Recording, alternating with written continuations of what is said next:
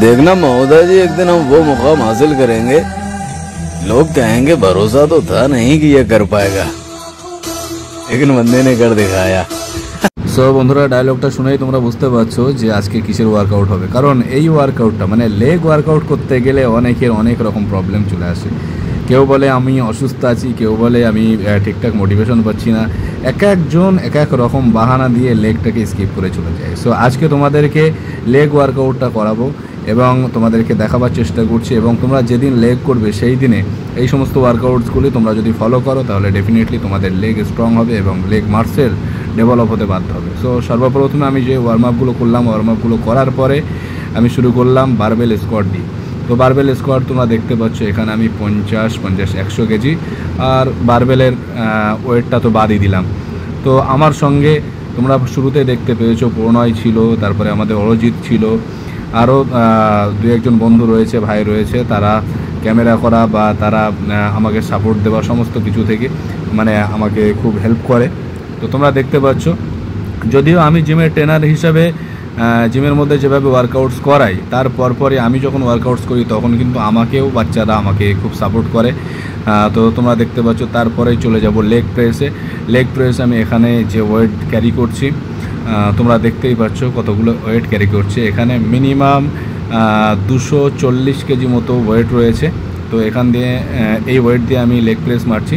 তো এর সাথে সাথে মাঝে মাঝে আমি ছেলেদেরকে তুলে দিই এর উপরে, মেশিনের উপরে, মানে আমার ওয়েটে মানে আরও বেশি ওয়েট হলে ভালো হয়। সো লেগ প্রেস যখন হয়ে যাবে তারপর পরেই তোমরা দেখতে পাচ্ছ যে এখানে আমি জাস্ট একটু দেখালাম যে আমাদের এই যে শুভ ভাই, এই শুভ কিন্তু আমাকে হেল্প করবে এবং এ কিন্তু ওয়েটের সাথে সাথে যে 240 কেজি ওয়েট আছে শার্টে, এর ওয়েট যদি মোটামুটি 60 কেজি হয় তাহলে 300 কেজি আমার হয়ে গেল। সো আমি এই 300 কেজি দিয়েই আমি লেগ প্রেসটা মারবো। সো তোমরা দেখতে থাকো, সঙ্গে থাকো এবং সম্পূর্ণ ভিডিওটা দেখো। তো তোমাদেরকে বলছি, যারা তোমরা বিগিনার আছো মানে নতুন নতুন শুরু করেছো, তারা প্রত্যেকটা ওয়ার্কআউট 12 থেকে 15টা রিপিটেশনে 3 সেট করে মারবে। যারা ইন্টারমিডিয়েট আছো, 6 মাস 8 মাস ওয়ার্কআউটস করছো, তারা অবশ্যই 4 সেট করে তোমরা প্রত্যেকটা ওয়ার্কআউট করবে। সো প্রত্যেকটা ওয়ার্কআউট যখন করবে মাইন্ড মাসেল কানেকশান কিন্তু আমাদের ঠিকঠাক রাখতে হবে, তাহলে দেখবে তোমরা সঠিক জায়গায় সঠিক ইমপ্রুভমেন্টটা পেয়ে যাচ্ছ। সো দেখতে থাকো, সঙ্গে থাকো, আর ভালো লাগলে অবশ্যই লাইক করে দিও, কমেন্ট করে জানিও তোমাদের মূল্যবান মতামত, এবং সাথে সাথে তোমাদেরকে একটা কথা বলে রাখি, চ্যানেলটাকে অবশ্যই সাবস্ক্রাইব করে দিও। কারণ আমাদের সামনে অনেক হিন্দি ভাষার অনেক চ্যানেল আমরা দেখতে পাই, কিন্তু বাংলা ভাষার চ্যানেলগুলোতে আমরা সেইভাবে সাবস্ক্রাইব করি না বা সেইভাবে আমরা সাপোর্ট করি না।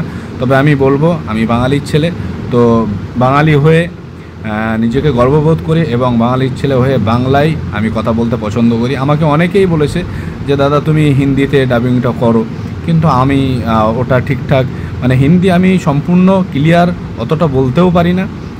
বাংলায় যেহেতু আমি জন্ম নিয়েছি এবং বাংলায় বড় হয়েছি, তাই বাংলায় বলতে পছন্দ করি এবং বাংলাকেই ভালোবাসি।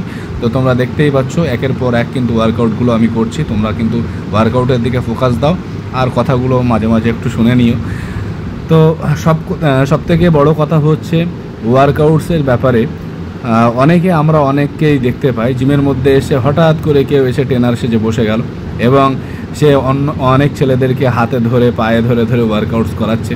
তো আমি যারা ওয়ার্কআউটস করছে, যারা দেখাচ্ছে তাদেরকে বলছি না, যারা করছে তাদেরকে আমি বলছি যে তোমরা তোমাদের লাইফে একজনকেই গুরু হিসেবে মানো।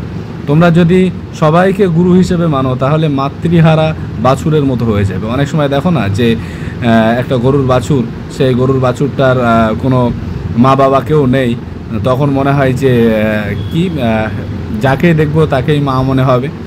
সেরকম মাতৃহারা বাছুরের মতো যেন না হয়ে যায়। অতএব তোমাদের একটা জিনিস মাথায় রাখতে হবে যে আমার ওয়ার্কআউটসের ক্ষেত্রে জিমের মধ্যে যে ট্রেনার রয়েছে বা গুরু হিসাবে যাকেই মানবো, সেটা তোমার ফ্রেন্ড হতে পারে বা তোমার জিম পার্টনার হতে পারে বা জিমের ট্রেনার হতে পারে, যেই হোক না কেন তোমরা একজন মানুষকেই ফলো করো। কারণ চারিদিক দিয়ে যখন তুমি ফলো করতে শুরু করে দেবে তখন কিন্তু তোমার মানে বডিটা একটা বিচ্ছিরি জায়গায় পৌঁছাবে। মানে তোমার তো ডেভেলপ তো হবে না, কখনো দেখবা যে পেট মোটা হয়ে যাচ্ছে, কখনো দেখবা হাত সরু হয়ে যাচ্ছে, কখনো দেখবা পা সরু হয়ে যাচ্ছে। অতএব সবসময় মাথায় রাখবে যে ব্যক্তি তোমাকে ওয়ার্কআউটস করাচ্ছে মানে সেই করাচ্ছে, অতএব তার দিকটা একটু বেশি করে ফলো করবে এবং প্রত্যেকটা বিষয়ে তাকে জিজ্ঞাসা করে এবং কখনও ট্রেনারের কাছে তুমি কি খাচ্ছ, তোমার ডায়েটে কি রাখছো, কখনও লুকাবে না। এগুলো লুকালে কিন্তু ভবিষ্যৎ তোমার খারাপ হতে পারে। সো বন্ধুরা, আজকের ভিডিওটা এই পর্যন্ত। দেখা হচ্ছে আগামী ভিডিওতে। সকলে সুস্থ থাকো, ভালো থাকো, আর ভালোভাবে ওয়ার্কআউটস করো, কারণ বর্তমান সময়ে আমরা যা খাবার দাবার খাচ্ছি তার মাঝখান দিয়ে ওয়ার্কআউটসটা খুবই জরুরি। So thank you.